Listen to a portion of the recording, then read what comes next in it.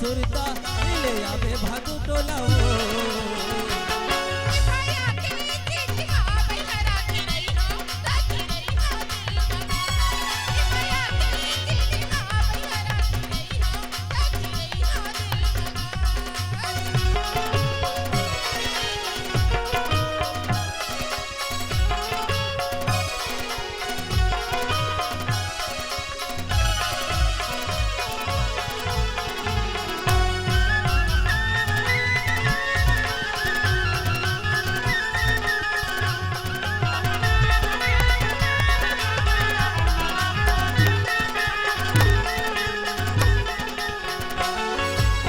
सगरी के एक दोनों झल लगाए रे माया रुखवा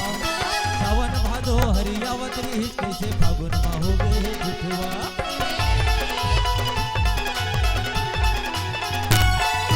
और सगरी के एक दोनों झल लगाए रे माया रुखवा सावन भादो हरियावत रही कैसे फागुन मा हो गए रुखवा